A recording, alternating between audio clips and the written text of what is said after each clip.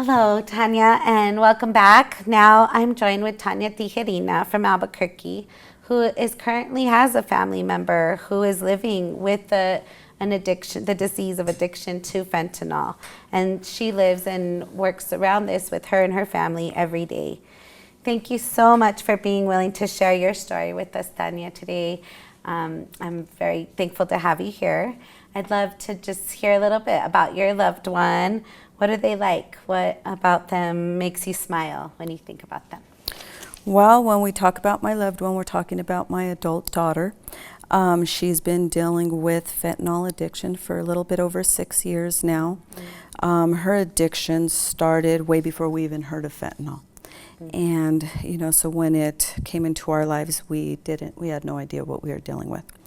But when I think about my daughter and I think about all of the things that make me smile, I remember who she was before the addiction. And I also think about the fight that she has within her and the struggle that she goes through every day to try to get well. Is there anything you talked about, like you didn't even know what it was? What do you wish that you knew along your journey, maybe earlier on? We had no idea. We hadn't heard of fentanyl. I mean, obviously we had heard of opiates and heroin and pain pills and things like that. But I believe looking back, I wish that I had the tools as a parent to provide more education to my child. I wish that I knew what the struggle looked like.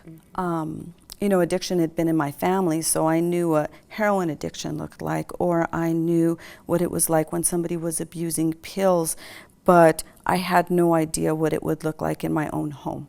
Because you love them so much, you choose not to see the signs that are right in front of you. Yeah. And so even though I felt like I had the education and some experience, I really had no idea, truthfully, when it was right in front of my face. Yeah, and where do people even get those kind of resources? Yeah, I think that it almost feels like we're just so behind. It seems like this train came through our city, through our state, and we weren't prepared for it. That's how I felt as a parent anyway, and that's what I still feel like. I feel like there's this runaway train and we're trying to catch up and we're trying to warn and we're trying to provide education and services, but the truth is it almost feels like we're just touching the surface on what this looks like. Yes. Yeah, and we're needing to find research not only for the individual but for the families. Absolutely. I know as a family member, even working in the field, of behavioral health, you still feel all alone. Yes. And there's still such a shame or a stigma that goes along with that addiction when it's within your home. You almost feel like you don't know who to talk to. You live in silence. And that's why I'm so grateful for what we're doing today, because I feel like, we don't have to be silent and we don't have to be ashamed and we don't have to feel alone. And I think that I know I can't be the only parent that's going through that. No. And I think that parents need to know that they're not alone. Thank you so much. I know I always say if you grew up in New Mexico, you love someone, not just know someone, you love heart and soul somebody that's suffering through the disease of addiction. It's just true in our communities. And thank you so much for mentioning the shame and stigma, because even though that's true for our families, we still carry all that and the silence like you talk about. Have you thought about how have you guys tried to break the silence in your own family or for yourselves and your daughter? Well, I think that I had the hard task of educating my family on what Narcan was. And not because I wanted to, but because I had to. Yes. And that's from the young little ones that are in our household all the way up to the great-grandparents, having the conversation of what Narcan is, what it does, and how it could save a life. And that's not a conversation I ever thought that I would have to have with my mom or with my grandparents or with my children, with my younger children, to say, if this happens within our home, this is what you need to do. And that was it was very hard. And it's still a conversation that I have today, keep Narcan in your car, keep it in your kitchen, keep it in your bathroom, because it can and it will save a life. But if you don't know how to use it, you can have that and miss an opportunity. what would you say in that, well, in any of it, to other families who are dealing with some of this and who have a family member that's, substance use? Well, there's a lot to be said, but I would think that I would first say is don't lose hope. Because hope is the one thing that we have to hold on to.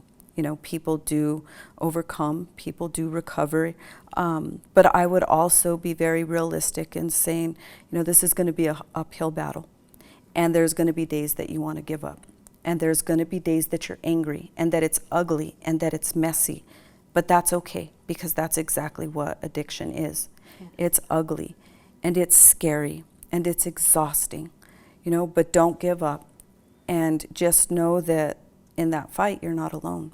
Yes.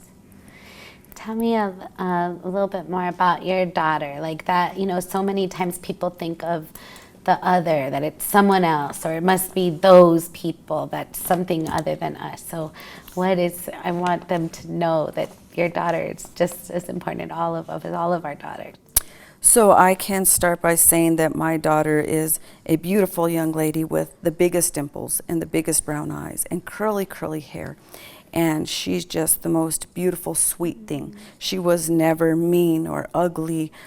She was never selfish. She was always the kindest spirit.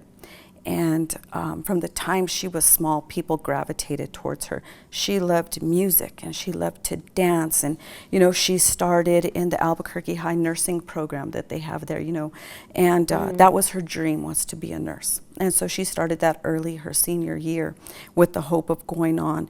She registered for college after graduation. She did those things. She was on the right track. I couldn't be more proud of her.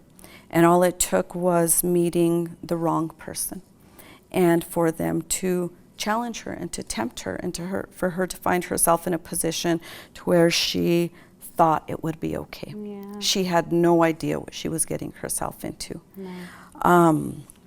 And that's just been such a hard struggle, but to see her fall the way she did, and to see her in such a vulnerable, broken place. And I have sat with her so many times when she cries and she says, "Why me?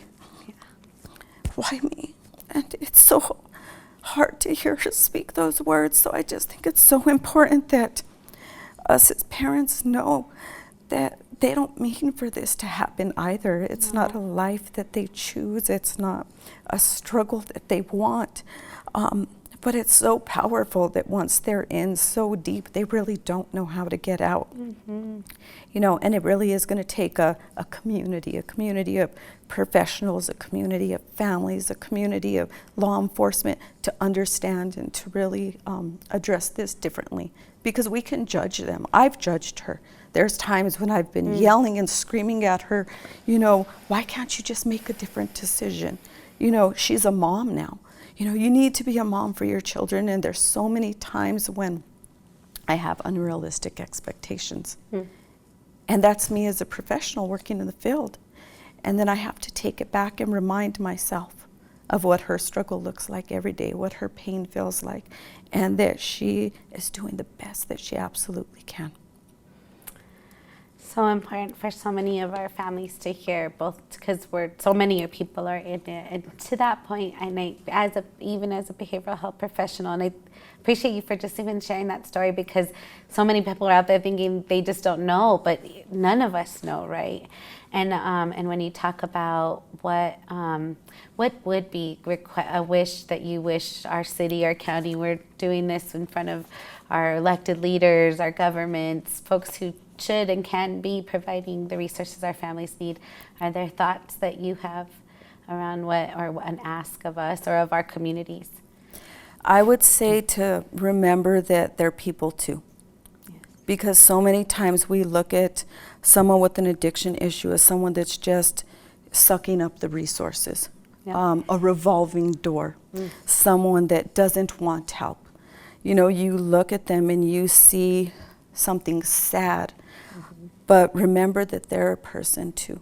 Yes. And that they hurt and they have sorrows and they have dreams, they have desires, they just don't know how to get there. And also to remember that they belong to a family that loves them. Yes. My daughter has 2 little girls that love her. They need her. You know, she belongs to a mom and dad. She belongs to grandparents. She belongs to this community. And so to invest in her, to help her through this struggle, is to help her children, is to help her mom sleep at night, is to help her aunts, her uncles. You know, it's to help her children get their mother back. And we should never give up on that. Never. Never. Because we need her. As a community, we need her. You know, all of these young people that are lost out there, we need them. Yes. Just like they need us. Oh, thank you so much, and thanks for sharing your story with the audience. Is there anything else you'd like to say that I haven't asked? I think I would just remind people that we're in this together. Yes. And that no matter what, we may have this attitude of us versus them. That's truly not the world that we're living in anymore. Oh. You know, we have to fight this fight together and understand that that's the only way we're going to overcome it. Thank you for being so awesome. Thank you so much for having me. Yes.